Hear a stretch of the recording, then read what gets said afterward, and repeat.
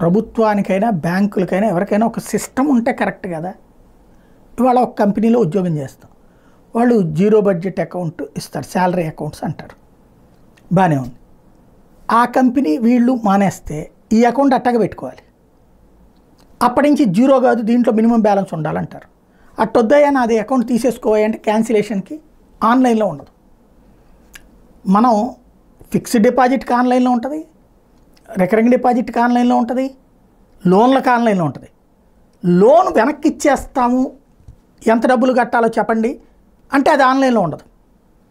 అది bank personal loan అయినా, credit card loan అయినా, డెబిట్ కార్డ్ లోన్ అయినా, లేకపోతే వెహికల్ లోన్ అయినా, హౌసింగ్ లోన్ అయినా, నువ్వు ఎట్లయితే నాకు ఇస్తున్నావో ఆన్లైన్లోనే వేస్తున్నావు కదా, నేను నీకు తిరిగి కట్టేస్తానంటే తీసుకోరు. అట్లాగా బ్రాంచ్కి పోవాలి, దానికి సంబంధించిన ఒక ఊరు మొత్తానికి ఒకటే ఉంటుంది, అక్కడికే పోవాలి. అలాగే బ్యాంక్ అకౌంట్కేమో మన ఇంటికి వచ్చి మన ఆఫీస్కి వచ్చి మరీ అకౌంట్ ఇస్తారు. క్యాన్సిల్ చేసుకుందామంటే ఆన్లైన్లో ఉండదు, అక్కడికి ఆ పేరెంట్ బ్యాంక్కే వెళ్ళాలి. ఎందుకు ఇది? ఏంటి దానివల్ల ప్రయోజనం? బ్యాంక్ వాళ్ళకేమో వందల కొద్ది అకౌంట్లు ఉంటాయి, ఇక్కడ మినిమం బ్యాలెన్స్లు మెయింటైన్ చేయలేక మధ్యతరగతి అల్లాడాలి, లేకపోతే దీని మీద పెనాల్టీల రూపంలో డబ్బులు వసూలు చేస్తున్నారు. ఇది కరెక్ట్ అయిన పద్ధతేనా?